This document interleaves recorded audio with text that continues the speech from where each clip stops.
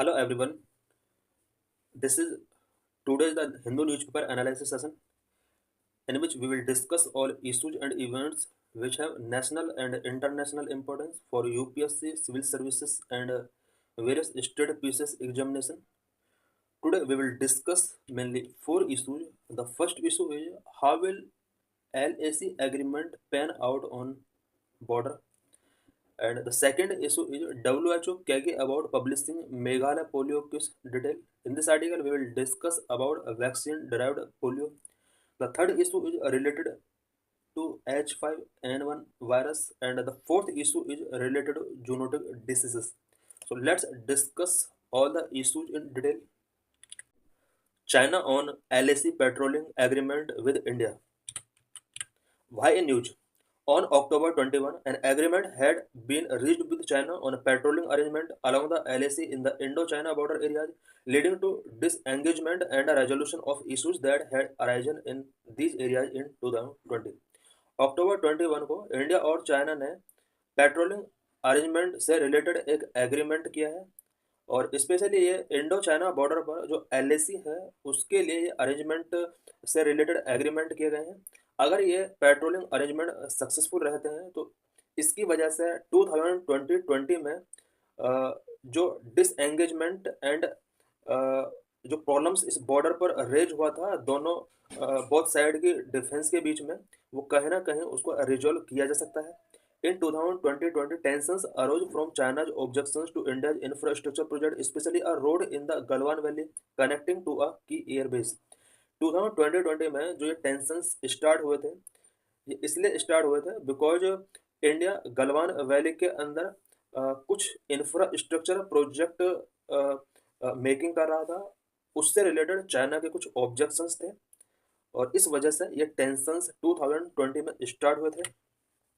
This is a graph of Indo-China border, India-China border dispute. India's 3,488 kilometer border with China is not clearly demarcated and in certain stretches there is no mutually agreed LAC. India-China border is divided into three sectors. India और China का जो border है overall 3,488 kilometre border share करते हैं दोनों country. But इसमें इस border पर कुछ ऐसे पार्ट हैं जिन्हें क्लियरली डिमार्केटेड अभी तक नहीं किया गया है और एलएसी पर भी कुछ ऐसे पार्ट हैं जिन्हें म्यूचुअली एग्री नहीं किया गया है। इंडिया एंड चाइना बॉर्डर को थ्री सेक्टर्स में यहाँ पर डिवाइड किया गया है। Number 1 western border Ladakh sector, number 2 middle sector, number 3 eastern sector. Western border Ladakh sector. Border dispute between India and China focuses on the Johnson Line from 1860, which includes Aksai Chin in India, whereas China considers McDonald Line as border. Border dispute जो start होता है India और China के बीच में वो 1860 से start होते हैं, जिसमें जॉनसन लाइन यहाँ पर फिक्स की गई थी। इस लाइन के अकॉर्डिंग अक्साई चीन जो पार्ट है वो इंडिया का पार्ट है, बट चाइना इसको कंसिडर नहीं करता है। चाइना ओनली मैकडोनल्ड लाइन को कंसिडर करता है। इस लाइन के अकॉर्डिंग अक्साई चीन चाइना का पार्ट है। Number 2 middle sector covers Himachal Pradesh and Uttarakhand boundary dispute is minor. Middle sector की अगर बात की जाए दोनों कंट्रीज के बीच में जो बॉर्डर है वो हिमाचल प्रदेश और उत्तराखंड को कवर करता है। इन रीजन में दोनों कंट्रीज के बीच बॉर्डर डिस्प्यूट माइनर है। Number 3 eastern sector in Sikkim and Arunachal Pradesh dispute centres on the McMahon line which was established in 1914 Shimla convention. Eastern sector की अगर बात की जाए तो ईस्टर्न सेक्टर में सिक्किम एंड अरुणाचल प्रदेश के जो बॉर्डर है चाइना के साथ, यहाँ पर मैकमोहन लाइन है, ये 1914 शिमला कॉन्वेंशन में इस्टेब्लिश की गई थी। इस बॉर्डर पर भी बहुत ज़्यादा डिस्प्यूट है दोनों कंट्रीज के बीच में, बट चाइना मैकमोहन लाइन को ऑलवेज रिजेक्ट करता रहा है। Border dispute settlement mechanism India and China have signed 5 agreement to manage dispute along the LAC.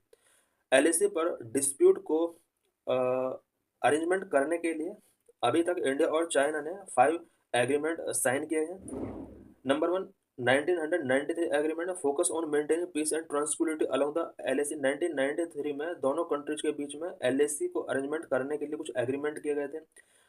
इस एग्रीमेंट के अंदर एलएसी बॉर्डर पर पीस एंड ट्रांसक्विलिटी को मेंटेन करने का फोकस किया गया था। 1996 का जो एग्रीमेंट हुआ था इसमें confidence building measures military operations में किस तरह से इस्टेब्लिश किए जा सकते हैं। 2005 protocol detailed implementation of military confidence building measures. 2012 agreement जो हुआ था created a working mechanism for consultation and coordination on India China border affair. Working mechanism for consultation and coordination or India China border affair WMCC यहाँ पर create किया गया था 2012 agreement के अंदर। 2013 agreement enhanced border defence cooperation को enhance करने के लिए 2013 में एग्रीमेंट्स किए गए थे। What are the key aspect of recent India China LAC agreement. Recently India China LAC agreement जो हुआ है इसके की एस्पेक्ट क्या क्या है। Number 1 agreement on patrolling protocols. Number 2 disengagement process. Number 3 reduction of military presence. Agreement on patrolling protocols. The agreement allows both India and China to resume patrols along previously established route. The agreement effectively aims to return to the status quo that existed before the tension escalated in 2020. अभी जो ये agreement हुए हैं India और China के बीच में, in agreement का एम है कि दोनों कंट्रीज के बॉर्डर पर 2020 से पहले, इट मीन्स 2020 के टेंशन से पहले जो स्टेटस को था उसको दोबारा से रिटर्न किया जाए। इट मीन्स पीस एंड ट्रांसक्विलिटी को दोबारा से यहाँ पर इस्टेब्लिश किया जाए। इंडिया और चाइना दोनों कंट्रीज को ये एग्रीमेंट अलाउ करते हैं कि दोनों प्रीवियसली इस्टेब्लिश रूट पर पेट्रोलिंग को रिज्यूम कर सकते हैं। Number 2, disengagement process. Current agreement also seek to complete the disengagement process, which has been a focal point of negotiations over the past 4 years. Past 4 years में दोनों countries के बीच में जो भी नेगोशिएशंस हुए उसके फोकल पॉइंट के तौर पर जो सबसे इम्पोर्टेंट चीज़ रखी गई थी वो डिसएंगेजमेंट प्रोसेस को यहाँ पर कंप्लीट करने के लिए फोकस किया गया था। Number 3, reduction of military presence. As per agreement, both China and India will slightly withdraw their forces from current position to prevent confrontations. China और इंडिया दोनों कॉन्फ्रंटेशंस को प्रिवेंट करने के लिए स्लाइडली अपने अपने फोर्सेस का बॉर्डर से यहाँ पर विड्रॉ करेंगे, ऐसा इस एग्रीमेंट के अंदर प्रोविजन किया गया है। Regular monitoring and review meeting will be instituted to ensure compliance with the new protocol.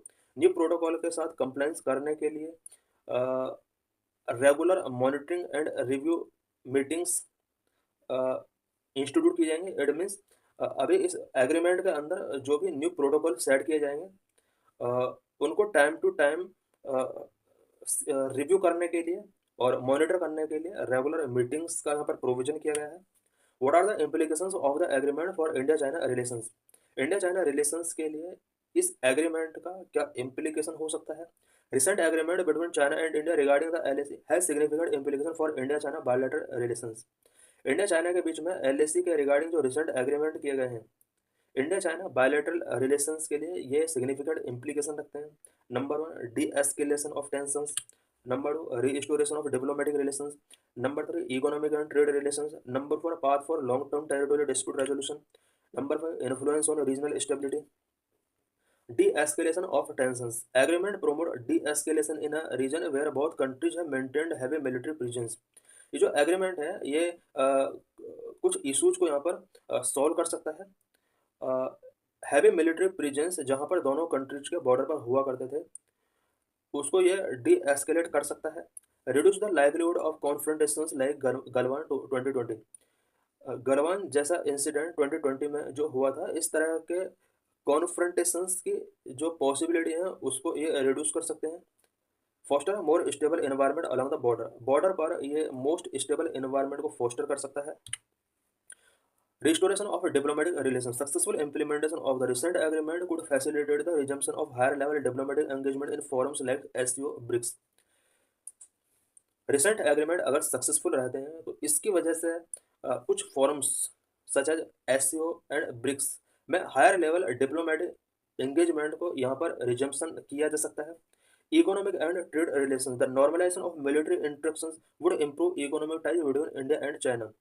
India और चाइना के बीच में अगर मिलिट्री इंटरेक्शंस नॉर्मलाइज हो जाते हैं तो इसकी वजह से दोनों कंट्रीज के इकोनॉमिक रिलेशंस काफ़ी हद तक इम्प्रूव हो सकते हैं। Path for long term territorial dispute resolution. Recent LAC agreement can pave the way for resolution of long-term border issues like Depsang and Demchok in future. Long term territorial dispute resolution को ensure किया जा सकता है अगर ये recent agreement काफ़ी fruitful रहते हैं, बिकॉज चाइना और इंडिया के बीच में कुछ लॉन्ग टर्म बॉर्डर इश्यूज रहे हैं such as Depsang and Demchok region के अंदर। तो इस तरह के लॉन्ग टर्म बॉर्डर इश्यूज को रिजॉल्व किया जा सकता है अगर ये एग्रीमेंट सक्सेसफुल रहता है। यहाँ पर हम देप्संग एंड डेमचोक रीजन को हम देख सकते हैं मैप के अंदर। यहाँ पर नॉर्थ साइड में अक्साई चीन और लद्दाख बॉर्डर पर नॉर्थ साइड में हम देख सकते हैं देप्संग प्लेन है, उसके जस्ट नीचे गलवान वैली है। Line of actual control it means LAC हम देख सकते हैं, एलएसी का जो बॉर्डर है वो यहाँ पर रेड डॉटेड से शो किया गया है। पेंगोंग सो लेक यहाँ पर हम देख सकते हैं मैप में दिया हुआ है, डेमचोक यहाँ पर साउथ में दिया हुआ है। Influence on regional stability. A stable China-India relationship could set a precedent for the resolving other territorial disputes in Asia. India और चाइना का रिलेशनशिप अगर स्टेबल हो जाते हैं इस एग्रीमेंट के बाद, तो ये उन रीजन्स के लिए स्पेशली एशिया में जो डिस्प्यूटेड टेरिटोरियल रीजन्स हैं उनके लिए एक प्रेसिडेंट बन सकता है। What are the challenges in resolving the India China border dispute? अभी भी इंडिया चाइना बॉर्डर डिस्प्यूट को रिजॉल्व करने के लिए बहुत सारे चैलेंजेस दोनों कंट्रीज फेस कर रहे हैं। वो क्या क्या चैलेंजेस हैं? Number one, legacy issues and historical disarmament. Number two, unilateral Chinese actions. Number three, nationalistic sentiments. Number four, military buildup and infrastructure development. Number five, lack of trust and हाइडेड mutual suspicion. Legacy issues and historical disagreement. India-China border dispute has a complex and long history that dates back to 1962 border war. India और China के बीच जो border dispute है वो complex and उसका long history रहा है जो कि 1962 बॉर्डर वॉर से स्टार्ट होती है। Some legacy issues such as dispute over Depsang plain and Demchok is a major challenge in the effective resolution of the China India border dispute. कुछ लीगेसी इशूज भी रहे हैं दोनों कंट्रीज के बीच में बॉर्डर को लेकर। कुछ special area such as dispute over Depsang plain and Demchok. Depsang plain and Demchok के अंदर कुछ डिस्प्यूट लॉन्ग टाइम से चल रहे हैं और ये जो डिस्प्यूट है ये इंडिया चाइना बॉर्डर डिस्प्यूट के इफेक्टिव रेजोल्यूशन के लिए कहीं ना कहीं एक मेजर चैलेंज के तौर पर सामने आ रहे हैं। इट मीन्स ये जो दो रीजन है देप्संग एंड डेमचोक रीजन के जो इशूज हैं बॉर्डर इशूज हैं ये बहुत ही लॉन्ग टर्म से चले आ रहे हैं और ये इशूज दोनों कंट्रीज के बीच में बॉर्डर डिस्प्यूट को रिजॉल्व नहीं होने दे रहे हैं। Number two, unilateral Chinese actions. China always attempt to unilaterally alter the status quo along the LAC, including military incursions into the Indian territory, which have significantly escalated tensions and complicated resolution efforts in the past. China ने LAC पर always unilaterally alter it means status Q को इसने unilaterally alter करने की कोशिश की है। इसमें इंडियन टेरिटोरी के अंदर मिलिट्री इनकर्जन भी इंक्लूड है जिसकी वजह से इंडिया और चाइना के बीच में टेंशंस एस्केलेट होते रहते हैं और इसकी वजह से जो दोनों कंट्रीज के बीच में रेजोल्यूशन एफर्ट्स हैं वो कॉम्प्लिकेटेड हुए हैं और कंटिन्यू कॉम्प्लिकेटेड लास्ट कुछ ईयर्स में हो रहे थे। Nationalistic sentiment on both sides make it more difficult for either government to compromise or concede territory.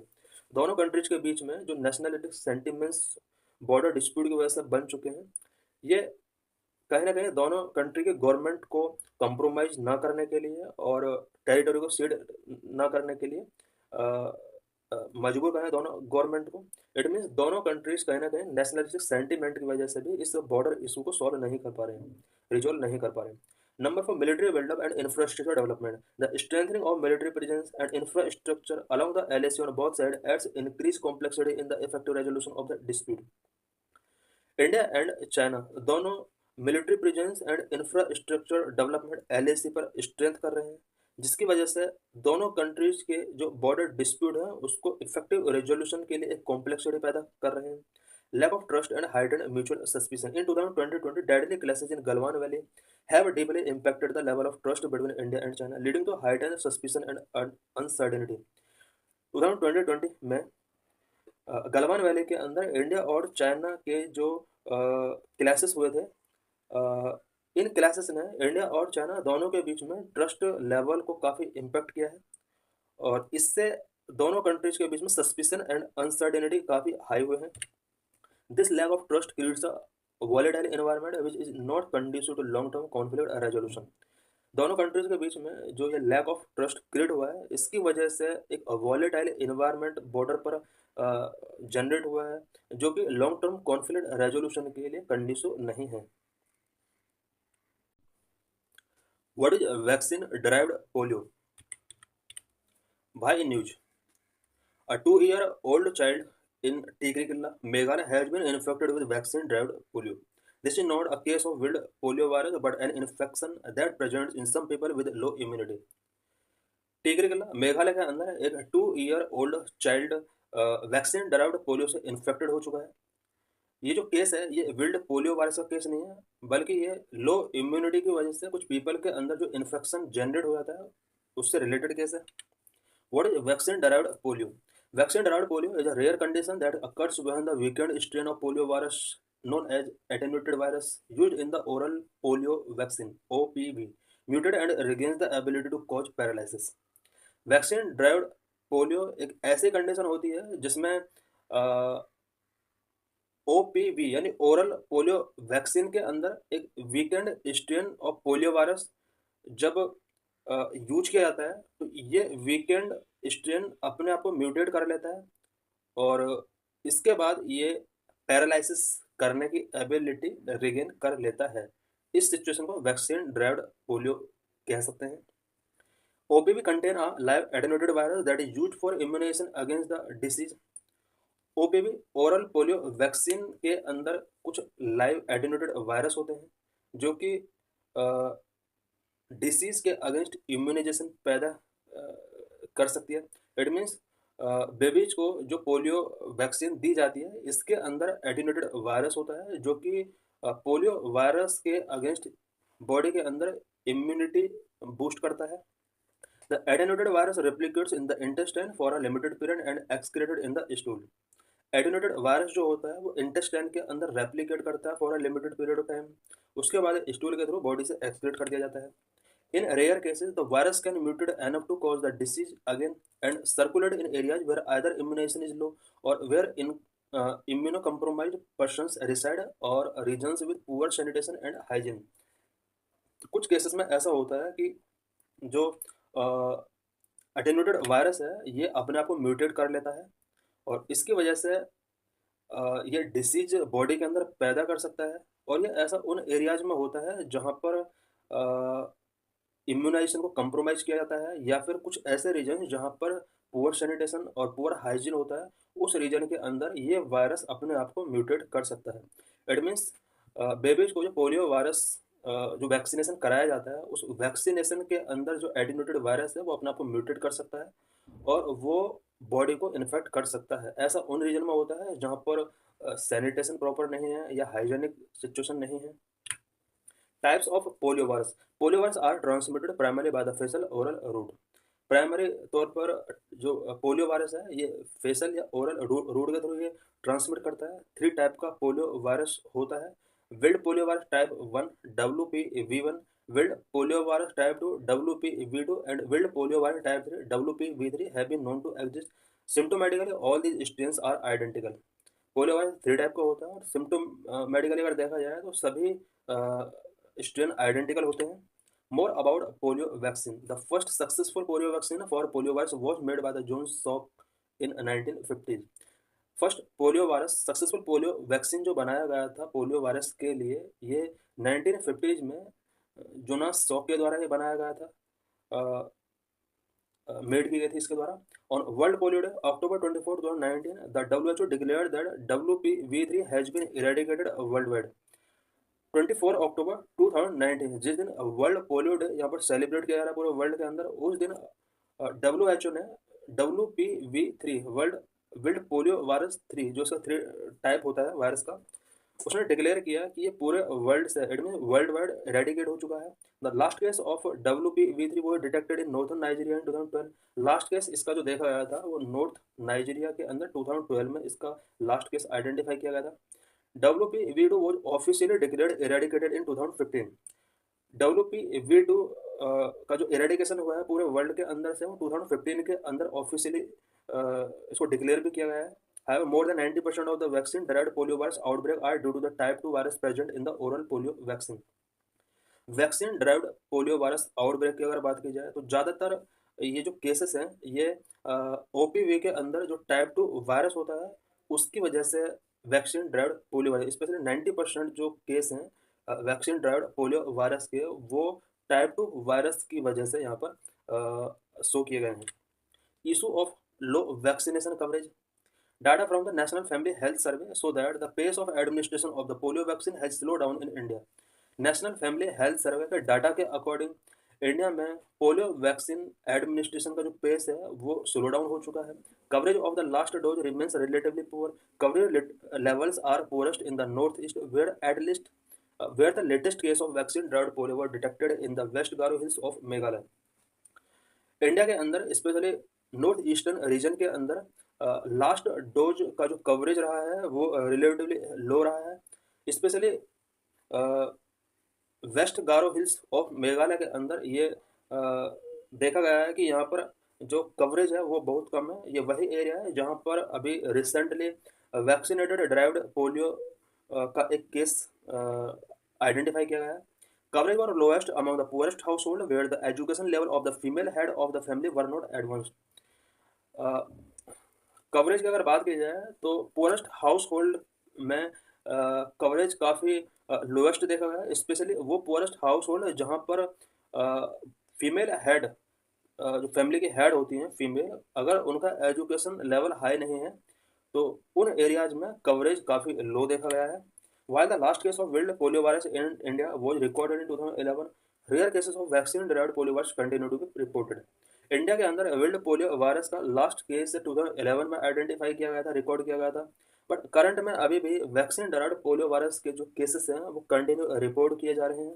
World Health Organization has said the problem is not with the vaccine itself but with low vaccination coverage.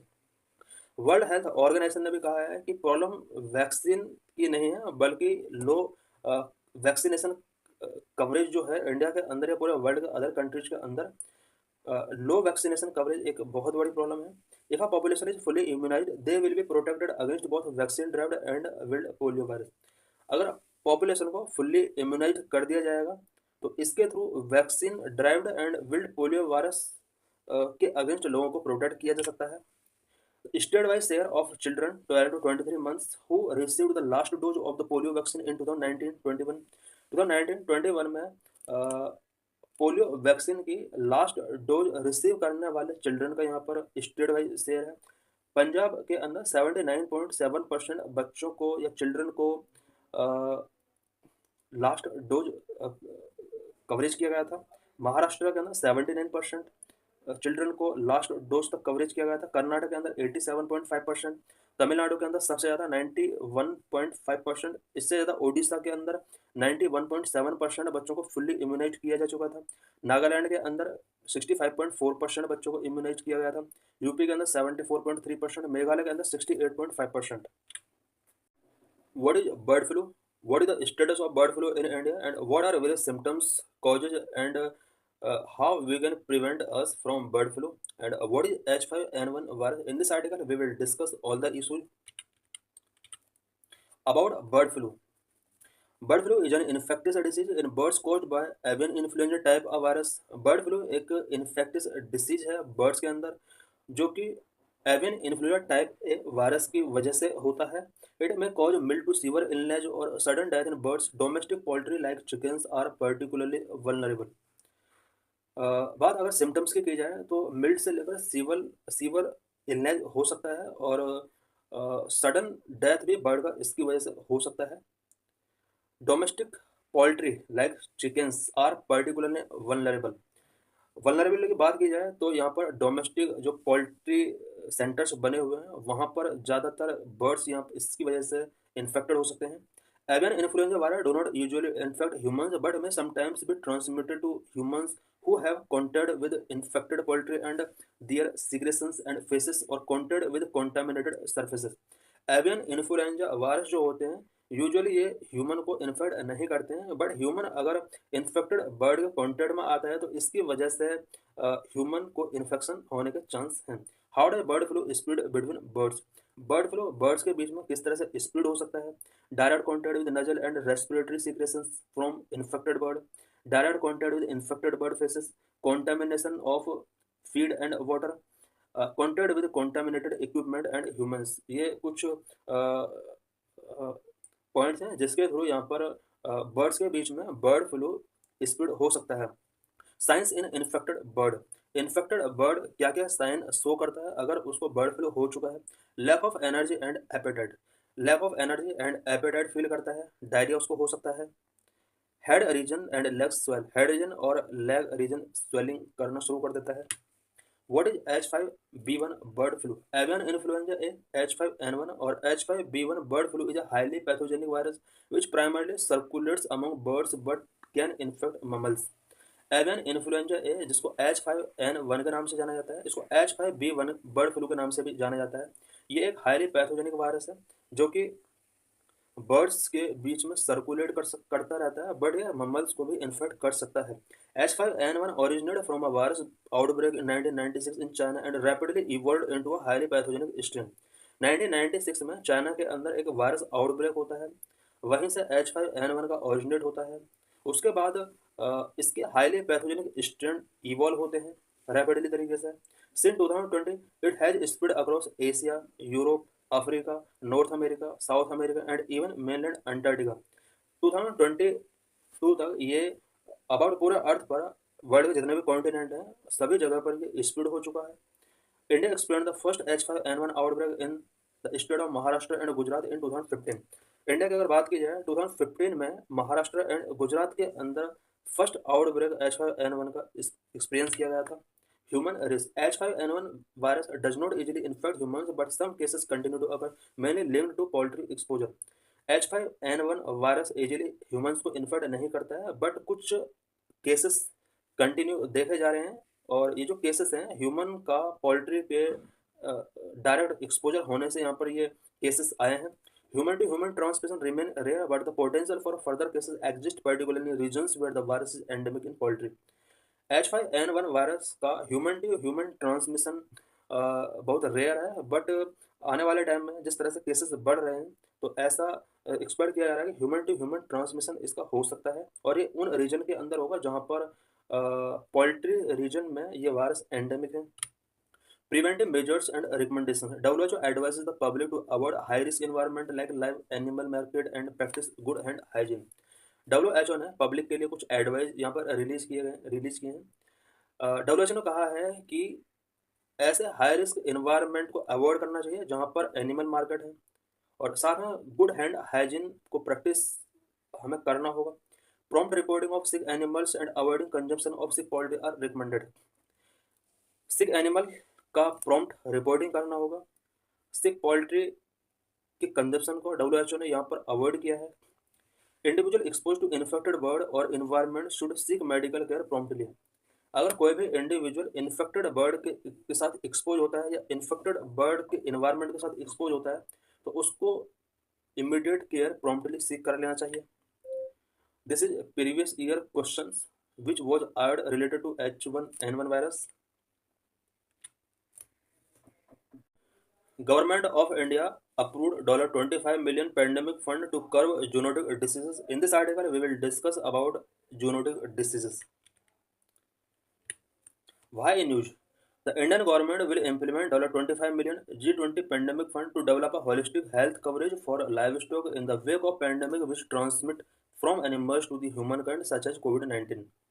Government of India ने G20 fund के तहत $25 million का initiative को implement करने का यहाँ पर plan किया है, और ये जो फंड डेवलप किया जाता है ये लाइव स्टॉक के होलिस्टिक हेल्थ कवरेज के लिए डेवलप किया जाता है, और स्पेशली ये इसलिए डेवलप किया जाता है बिकॉज कुछ पेंडेमिक जो एनिमल से ह्यूमन काइंड में ट्रांसमिट होते हैं उनसे बचने के लिए, इस तरह के पेंडेमिक की पॉसिबिलिटी को क्लोज करने के लिए ये यहाँ पर एक इनिशिएटिव लिया गया है।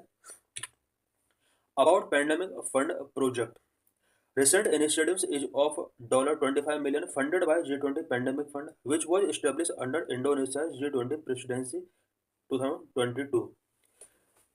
G20 fund G20 pandemic fund जो कि 2022 में इंडोनेशिया की G20 प्रेसिडेंसी के टाइम पर इस्टेब्लिश किया गया था।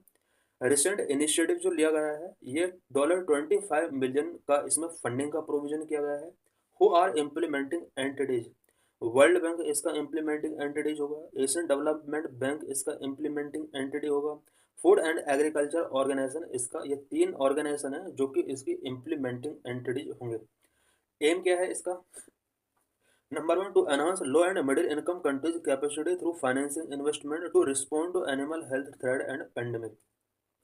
लो एंड मिडिल इनकम कंट्री जो है फाइनेंसिंग इन्वेस्टमेंट के थ्रू इन कंट्रीज की कैपेसिटी को इन्हांस करना इस G20 पैंडेमिक फंड का एक मोटिव रहा है। स्पेशली ये जो फंडिंग किया जाता है लो एंड मिडिल इनकम कंट्रीज के लिए, वो इसलिए किया जाता है ताकि एनिमल हेल्थ थ्रेट, ये जो पेंडेमिक है इन फ्यूचर उसको रिस्पॉन्ड किया जा सके। Number 2, need to focus on animal disease outbreak. In future कोई भी एनिमल डिसीज आउटब्रेक होता है तो उसको किस तरह से कर्व किया जाएगा, इसके लिए ये फंडिंग एक इम्पोर्टेंट रोल प्ले करता है। Number 3, prevent zoonotic disease. Till now 5 of 6 public health emergency declared by WHO had animal origin. Zoonotic disease का बहुत ज़्यादा स्प्रेड होता है वर्ल्ड के अंदर। अभी तक WHO के द्वारा जो 6 पब्लिक हेल्थ इमरजेंसी डिक्लेयर की गई हैं उनमें से 5 पब्लिक हेल्थ इमरजेंसीज का जो रीजन था वो एनिमल ओरिजिन रहा है। इसलिए जूनोटिक डिसीजेस को प्रिवेंट करने के लिए G20 पैंडेमिक फंड एक इम्पोर्टेंट रोल प्ले कर सकता है। Number 4, minimise socio economic impact. पूरे वर्ल्ड के अंदर जब कोई भी एनिमल ओरिजिन पैंडेमिक स्प्रेड होता है तो अलग अलग कंट्रीज में उसका जो सोशो इकोनॉमिक इम्पैक्ट होता है वो डिफरेंट होता है, और जो पुअर कंट्रीज हैं उस पर इसका जो इम्पैक्ट वो सबसे ज़्यादा पड़ता है। सोशो इकोनॉमिक इम्पैक्ट को मिनिमाइज करने के लिए इट मीन्स इस टाइप के जो पैंडेमिक्स हैं उनका जो सोशो इकोनॉमिक इम्पैक्ट पड़ता है उसको मिनिमाइज करने के लिए इस तरह का फंड जो है वो एक इम्पोर्टेंट रोल प्ले कर सकते हैं। SARS and avian influ are estimated to have caused global economic loss of $50 billion and $30 billion respectively। एक यहाँ पर एस्टिमेशन के अकॉर्डिंग सार्स वायरस ने पूरे वर्ल्ड की इकोनॉमी का अगर देखा जाए तो अबाउट $50 बिलियन का लॉस किया है। वहीं एवियन इन्फ्लुएंजा का अगर एस्टिमेशन किया जाए तो पूरे वर्ल्ड के लिए अबाउट $30 बिलियन का यहाँ पर इसने लॉस किया है। What are major intervention under the project includes. इस प्रोजेक्ट के अंदर क्या क्या इंटरवेंशंस इंक्लूड किए गए। Number 1, upgradation and expansion of vaccine manufacturing facility and animal health laboratories. Vaccine manufacturing facility और एनिमल हेल्थ लेबोरेटरीज का अपग्रेडेशन एंड एक्सपेंशन का इसमें प्रोविजन किया गया है। Announcing surveillance and early warning mechanism to detect outbreak and facility timely intervention. Outbreak को detect करने के लिए एंड टाइमली इंटरवेंशन को फैसिलिटेट करने के लिए surveillance and early warning mechanism को इन्हांस करना भी इस प्रोजेक्ट के अंदर इसका एक एम है। Upgrading data management and analytical system to facilitate better risk assessment. Better risk assessment के लिए data management and analytical systems को अपग्रेड करना भी इसका एक इस प्रोजेक्ट का एक इम्पोर्टेंट पार्ट रहा है। India initiatives to improve animal health. Animal health को इम्प्रूव करने के लिए इंडिया की तरफ से क्या क्या इनिशिएटिव्स लिए गए हैं। नंबर 1, राष्ट्रीय Gokul mission. This mission aims at development and conservation of indigenous bovine breed improving there productivity. राष्ट्रीय गोकुल मिशन, ये जो मिशन है ये मिशन इंडिजिनियस बोवाइन ब्रीड को डेवलपमेंट करने के लिए, कंजर्वेशन करने के लिए और उनकी प्रोडक्टिविटी को इम्प्रूव करने के लिए ये मिशन लॉन्च किया गया था। Number 2, national animal disease control programme NADCP to control and eradicate foot and mouth disease and brucellosis. Foot and mouth disease FMD and brucellosis को कंट्रोल एंड इरेडिकेट करने के लिए गवर्नमेंट ऑफ इंडिया ने national animal disease control programme launch किया था।